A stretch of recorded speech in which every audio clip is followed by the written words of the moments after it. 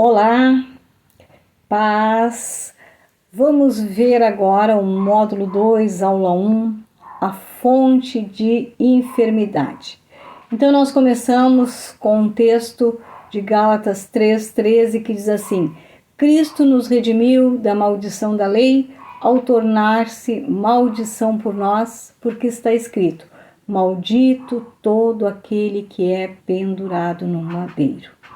Então, o Senhor Jesus Cristo, Ele levou sobre si as nossas dores, as nossas enfermidades, porque sem pecado Ele sofreu a morte de maior humilhação que havia na época.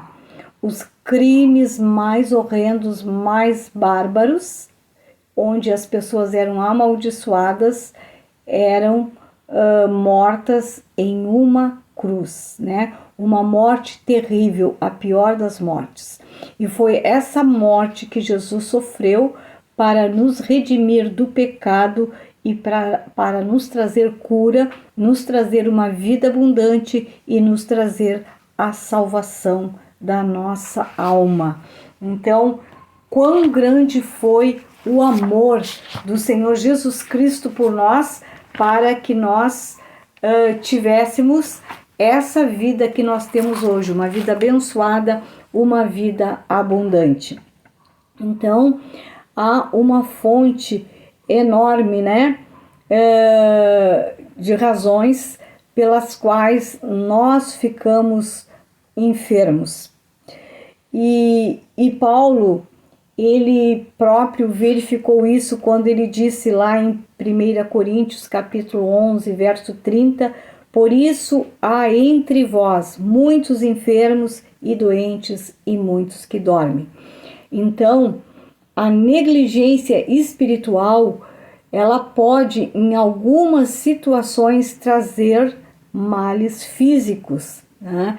Então, os coríntios, eles estavam fracos na fé, eles estavam doentes espiritualmente e doentes também de enfermidades físicas, e muitos estavam morrendo por causa da sua atitude pervertida na ceia do Senhor, né?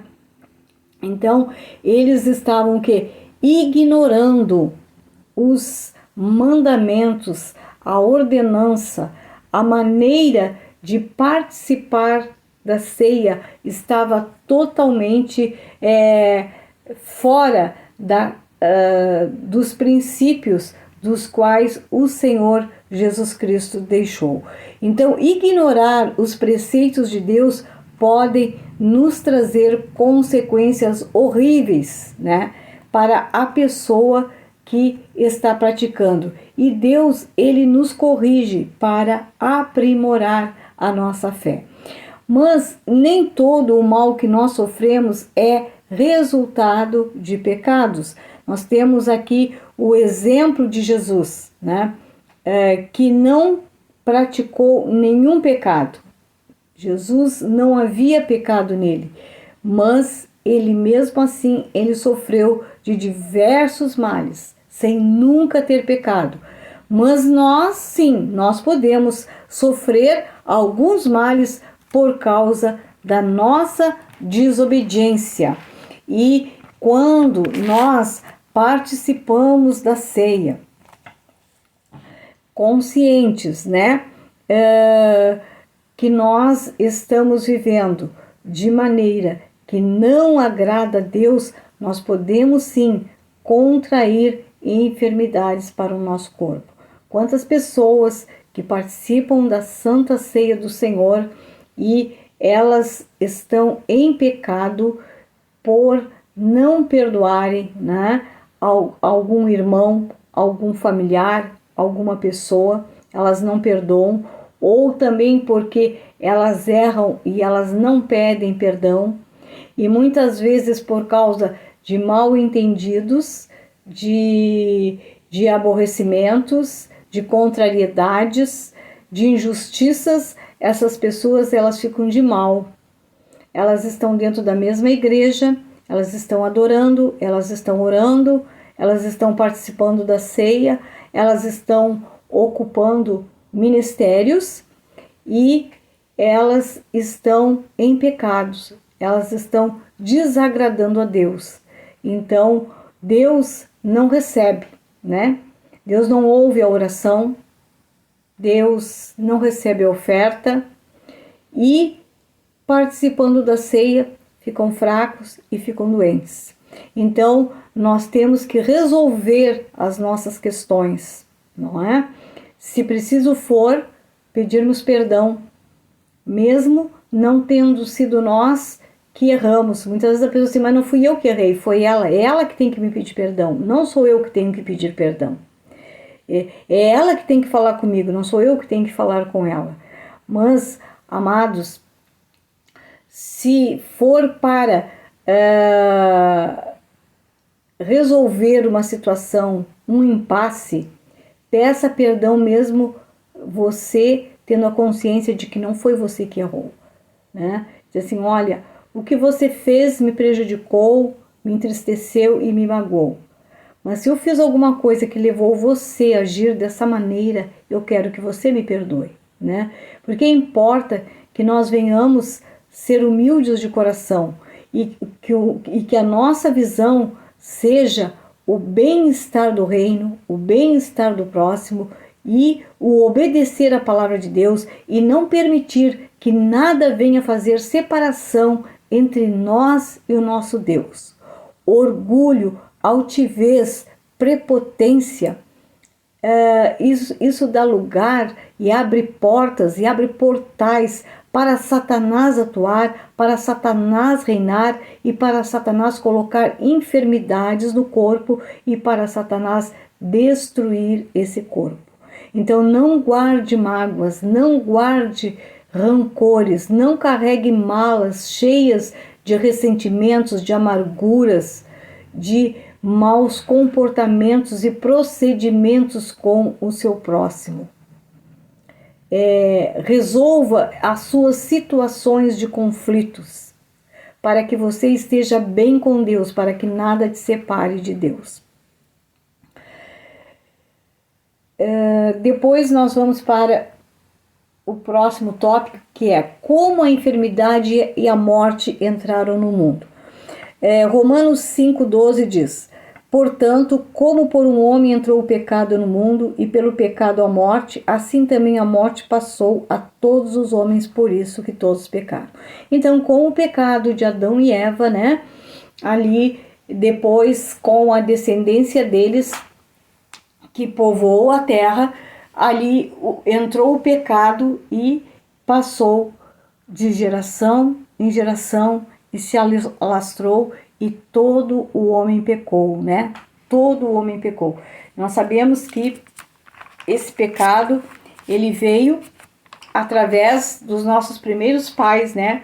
Adão e Eva, e esse pecado deles trouxe a separação entre o homem e Deus. E esta separação, ela trouxe o quê? Ela trouxe morte física, ela trouxe morte espiritual.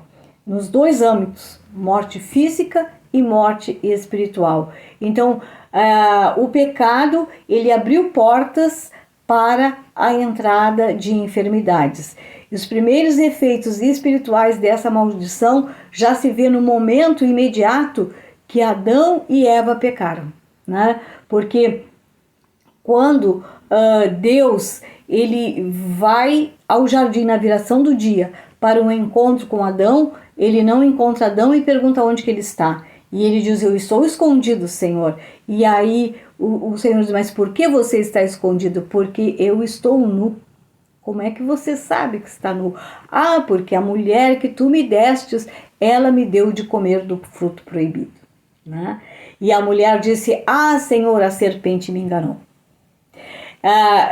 Então ali nós vimos que no momento que ele pecou, ele já colocou a culpa na Eva. A Eva tentou tirar o corpo fora e colocou a culpa na serpente.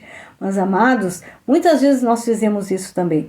Nós estamos no erro, nós estamos no pecado e nós colocamos a culpa em alguém ou em alguma coisa, né? Então, a, a culpa é de quem peca, porque nós conhecemos a palavra de Deus. A palavra de Deus, ela nos diz o que é obediência e o que é desobediência, o que é bem e o que é mal, o que é certo e o que é errado. Então, nós não podemos nos deixar influenciar, intimidar e seduzir, né, por nada nem por ninguém que nos leve ao pecado, né? Nós temos que resistir ao pecado, nós temos que resistir à situação e nós devemos viver de maneira que não devemos nos deixar influenciar por aqueles que não estão em Cristo, por aqueles que não obedecem à palavra de Deus. Por isso que a palavra diz que nós não devemos nos assentar à roda dos escarnecedores. Se o nosso círculo de amizade ele é formado por pessoas que não professam a fé em Jesus Cristo e não vivem na obediência da palavra de Deus, certamente esta convivência ela vai ser maléfica. E Satanás vai aproveitar essa amizade para nos induzir ao erro e ao pecado, para que nós sejamos tentados e venhamos cair na tentação. Então nós temos que ser simples como a pomba e prudente como a serpente, né? E não adianta depois colocar a culpa na pessoa que nos levou ao erro, né? Nós é que devemos decidir que não vamos fazer, que não vamos errar, que não vamos pecar, que não vamos entristecer o nosso Deus, porque temos a consciência que isso vai nos trazer separação de Deus, vai nos trazer morte espiritual e vai nos abrir portais para doenças. Então, aí foi o início da enfermidade emocional, que já colocou em choque o relacionamento entre Adão e Eva. Aí deu já a primeira briga, um colocando a culpa no outro. Depois vem a enfermidade social, quando Caim mata Abel, porque por ciúmes, por despeito, né, que Deus se agradou mais da oferta de Abel do que a oferta de Caim. Depois vem a enfermidade física, que nós vimos através da esterilidade de Sara.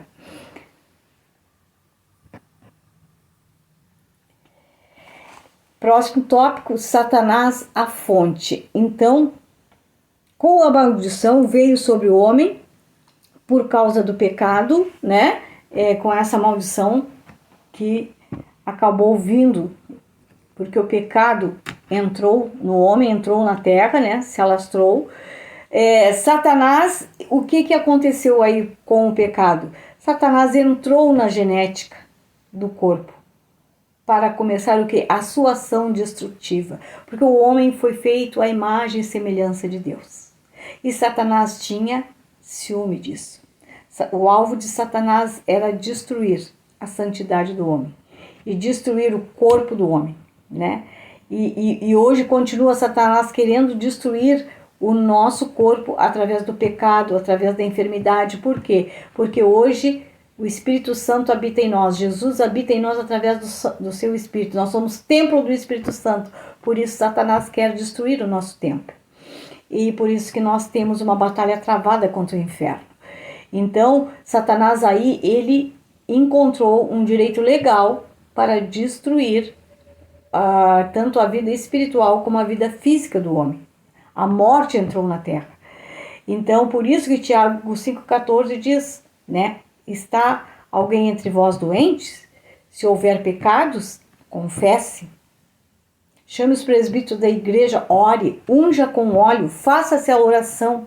E a oração da fé, imponha-se as mãos, e a oração da fé salvará o doente. Porque a unção aqui simboliza que o poder do Espírito Santo, ele quebra todo o jugo, né? A confissão e o pedido de perdão traz o perdão de Cristo. E muitas vezes a enfermidade é por causa do pecado. Perdoando o pecado, a pessoa fica curada. Jesus disse para aquele paralítico: qual o mais fácil dizer? Perdoados são os teus pecados, ou levanta, toma tua cama e anda? Então, muitas vezes estamos doentes por causa do nosso pecado, que nós não reconhecemos, que nós não admitimos e que nós não confessamos. Enquanto isso não acontecer, vai se permanecer doente. Quando o pecado, quando a enfermidade é por causa de pecado. Então nós devemos de orar e pedir para o Senhor que nos mostre e nos revele o porquê nós estamos doentes. Qual a razão que nós estamos doentes? Para que nós possamos ir lá na razão. Se é maldição familiar, se é por causa de pecado cometido, né? Então, nós devemos procurar saber se é para um propósito de Deus, para que nós venhamos orar, né? Repreender, atacar aquele mal ali. Então, sempre que nós resistimos à tentação de pecar, nós estamos fazendo uma guerra espiritual contra Satanás. Então, não fique refém do pecado para não ficar refém de Satanás. Quando nós resistimos à enfermidade, o que acontece? Nós ativamos uma batalha espiritual contra os ataques malignos de Satanás no nosso corpo. Então não aceite a enfermidade, não se conforme com a enfermidade, né? Tem pessoas doentes que dizem assim, e aí, irmão, como está? Ah, vou indo, vai se levando como Deus quer. Isso é assim mesmo. Não, trave uma batalha. Eu não aceito esse mal, né, vindo de Satanás no meu corpo. Eu não aceito essa doença. Eu repreendo em nome de Jesus. Eu declaro, eu determino que eu estou curada, né? Então use a fé, use os textos bíblicos que são flechas contra os dardos da doença. Você vai vencer a enfermidade na palavra. Você precisa declarar a palavra para Satanás para que ele pegue a sua doença e leve embora, né? Aquele mal que ele colocou na sua vida. Porque é com a palavra que se vence Satanás. Você lembra de Jesus quando estava no deserto, depois de passar 40 dias orando e jejuando, né? E Satanás foi lá tentar ele para comer, para se jogar do penhasco, para prostrado adorar ele. Como é que Jesus venceu Satanás, irmãos? Jesus venceu Satanás citando a palavra. A palavra destrói o diabo. Então, seja curado pela palavra. Pegue a palavra e cite ela para Satanás. E aquela enfermidade vai ter que sair. Você vai ficar curado, ou a pessoa pela qual você vai orar vai ficar curado. Cite a palavra com fé, com determinação, assim como fez Jesus. Então, depois nós vamos para o próximo, que são os elementos destrutivos da enfermidade. Então, no mundo natural, né, o que Deus faz? Deus pega uma célula vivente, ele multiplica para fazer mais uma vida, né? Uma nova criança nasce. Crescei-vos e multiplicai-vos, né? Deus pega uma célula viva e faz coisas boas. O Satanás, ele falsifica, né, esse processo positivo de Deus com um ciclo negativo de si mesmo, dele próprio. Ele toma uma célula vivente, né?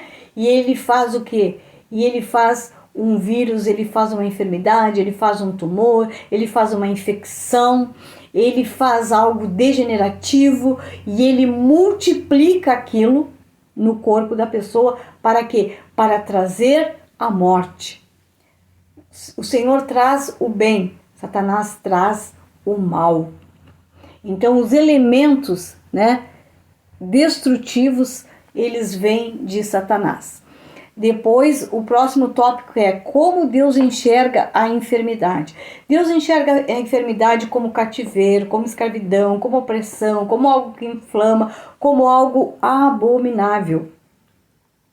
E Deus, ele não tem prazer na doença. Deus, ele quer curar. E a palavra de Deus, ela é repleta de passagens que elas mostram que o Senhor quer curar. Nós vimos lá com Jó, né? Quando Satanás, com inveja, com ciúme, tudo que é de Deus, né? Satanás tem ciúme, tem inveja, ele quer destruir. Então ele viu Jó. Jó, que era um homem que tinha uma família exemplar, Jó, que era um homem respeitado, Jó, que era um homem que tinha muitas riquezas, um homem que era muito abençoado. Deus tinha prazer na vida de Jó, ele era um homem respeitado, temente a Deus. Muitos na cidade vinham se aconselhar com Jó. Satanás, ele viu aquilo e ele não gostou, e ele pediu para Deus para tocar em Jó, e Deus permitiu, e Deus disse: só não toca na alma de Jó. Então Deus ali, ele estava no controle, porque Deus, ele conhecia Jó. E Deus permitindo aquilo ali, Deus ainda fortaleceu Jó e tornou Jó, né, com uma fé muito maior do que ele tinha. Mas Deus, ele estava no controle. Então quando chegou no momento certo, Deus disse: chega, basta, agora deu, né?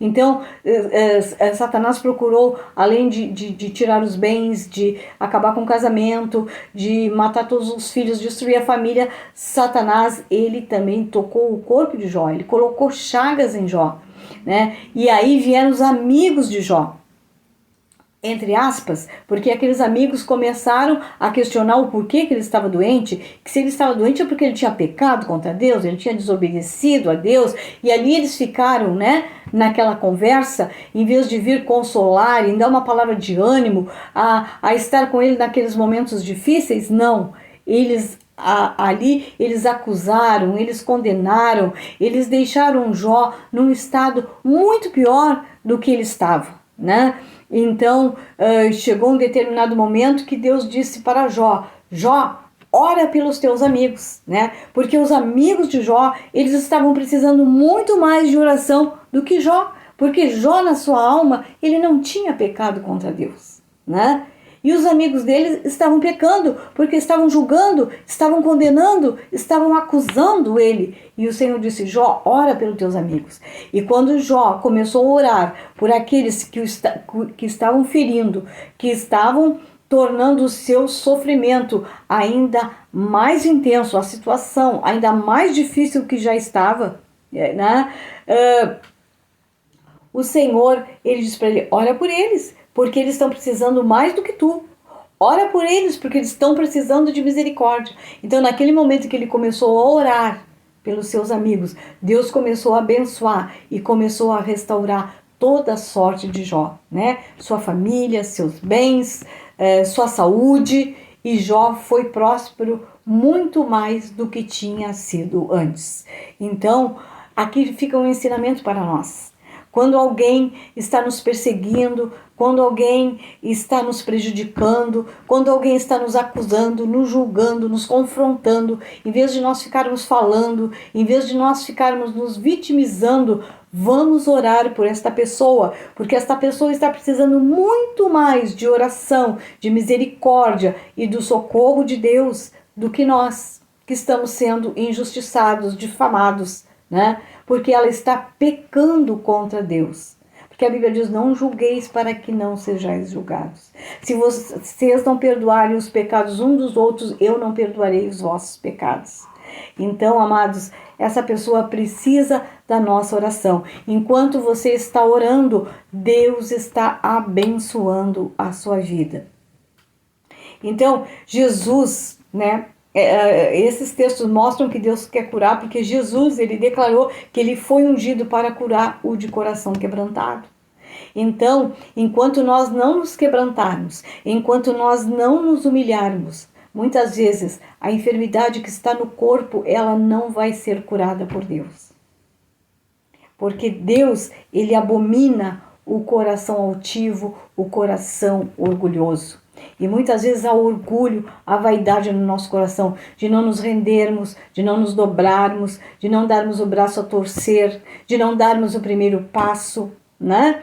E aí a gente fica enfeitando: ah, não, eu já perdoei, mas não teve aquele feedback, né? Não foi conversar, não foi esclarecer, não se esforçou para que o relacionamento fosse restabelecido. Então, faça a sua parte, que só você fazendo a sua parte, Deus vai agir e Deus vai abençoar.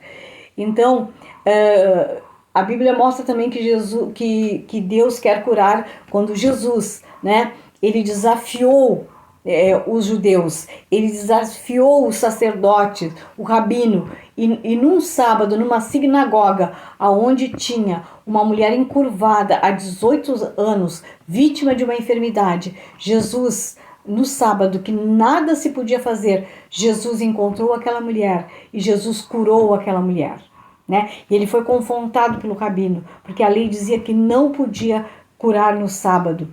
E Jesus, ele não olhou para a lei, mas ele olhou para o sofrimento, para a necessidade daquela mulher. E ele foi misericordioso para com ela, libertando ela daquele cativeiro. Então, Deus quer curar.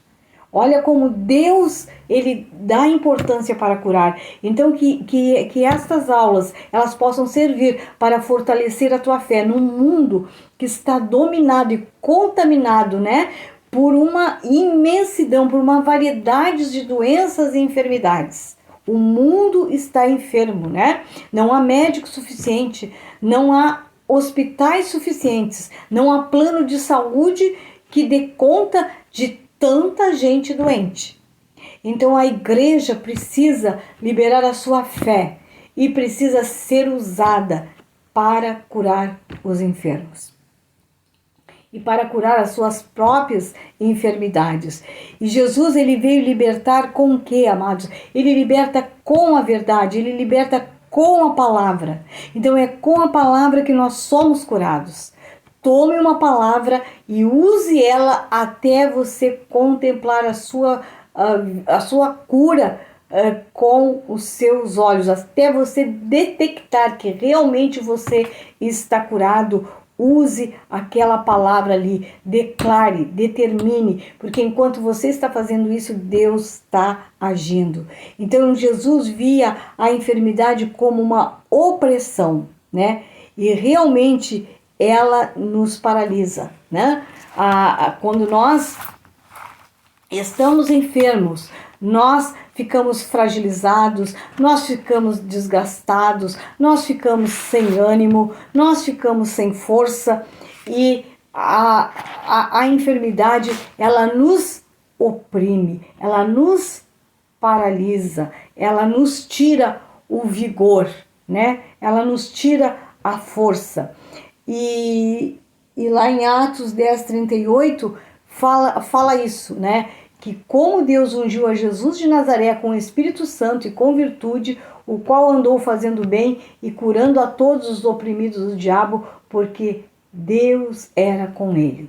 Então, Deus ungiu Jesus para tirar os seus filhos da opressão maligna.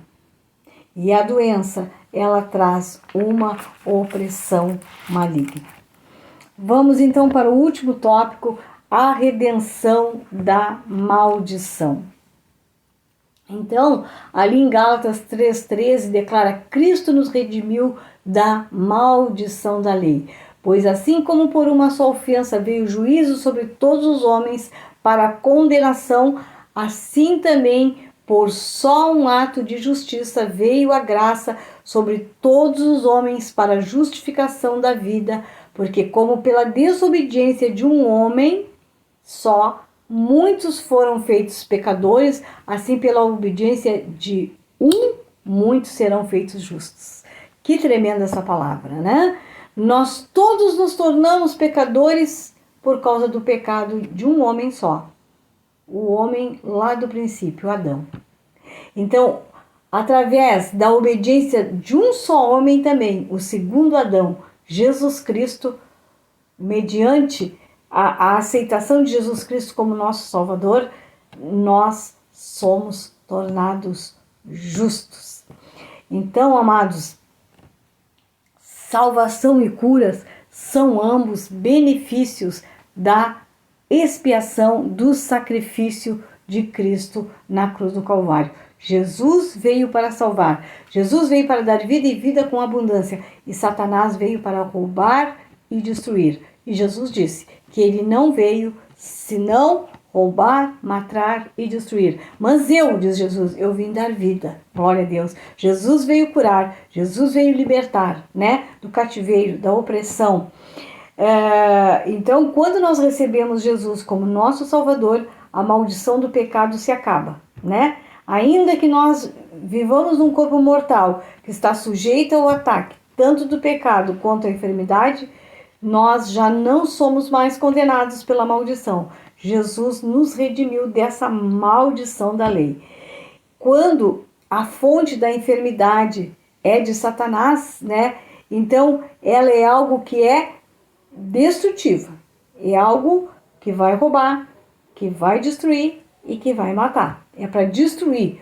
A enfermidade, quando é da parte de Satanás, é para destruir o nosso corpo e para nos levar à morte, né? E também para nos roubar a salvação, que muitas pessoas amaldiçoam a Deus, descreem de Deus, se desviam dos caminhos de Deus, porque Deus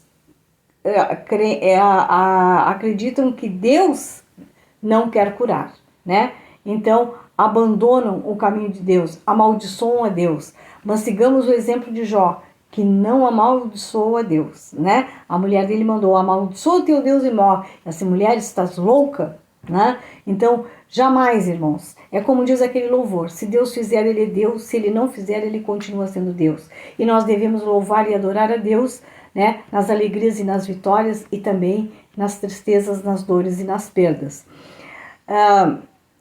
Mas também nós precisamos lembrar que toda boa dádiva e todo dom perfeito vem do alto, descendo do Pai das luzes, em quem não há mudança nem sombra de variação. Então, muitas vezes essa doença é um dom bom e perfeito. Mas como assim, né? Se ela vem de Deus, porque a origem, a fonte da doença não é em Deus, é de Satanás. Mas Deus, ele usa o bem e usa o mal. Então, muitas vezes Deus usa uma enfermidade para manifestar o seu poder, para que o seu nome seja glorificado. E nós vimos isso lá quando Jesus esperou que Lázaro estivesse morto há mais de 3 dias para ir a Betânia, né? Atender o chamado das suas irmãs. E então, por que Jesus chegou lá no 4º dia? Porque um morto poderia ser ressuscitado por um profeta usado por Deus até 3 dias da sua morte, estando 3 dias morto. Mais do que isso, não era possível ser ressuscitado por um profeta, somente pelo Messias. Então, Jesus, por isso que Jesus disse para os seus discípulos, né? Quando ele recebeu a notícia que Lázaro estava morto, ele não saiu imediatamente. Ele esperou o tempo passar para chegar no 4º dia, né? A Marta disse: Senhor, já está morto há 4 dias, já cheira mal. Jesus disse: remove a pedra. E disse: Lázaro, sai para fora. E Lázaro saiu envolto às ataduras. Jesus disse: desatai-o e deixai-o ir. Então, quando os judeus viram aquilo, eles ficaram impactados, porque aqueles que eles acusavam, aqueles que eles perseguiam, aqueles que eles diziam que eram um impostor, né, era um herege, se fazendo dizer que era Messias, que era o Filho de Deus, eles tiveram que reconhecer que aquele era o Messias, porque só o Messias poderia ressuscitar um morto no 4º dia. E também nós vimos, né, uma doença, uma enfermidade também que não foi posta naquele corpo por Satanás, que é o cego de nascença, né? Que trouxeram para Jesus, Jesus o curou, ele voltou a ver, e os discípulos perguntaram: Senhor, quem pecou? Os pais dele ou ele? O Senhor disse: nem os pais, nem ele, mas isto aconteceu para que fosse manifestado o poder de Deus, né? Então, quando é da parte de Deus, né, Deus tem o controle de todas as coisas, né? é para um fim positivo, é para algo bom, é para algo perfeito, é para algo que vem acrescentar, que vem trazer crescimento, que vem fortalecer, que vem preparar, que vem aumentar a fé, né? E a experiência com Deus, e aí a fé se fortalece, o nome do Senhor é glorificado, pessoas incrédulas creem e se convertem, outros doentes conseguem ter a fé também para ser curados. Então é para um bom propósito. As coisas que vêm de Deus, tudo é para um bom propósito. Como diz aquele texto, é tudo para o bem daqueles que amam a Deus. Tudo coopera, até o mal coopera, sendo usado por Deus para o bem dos que amam a Deus.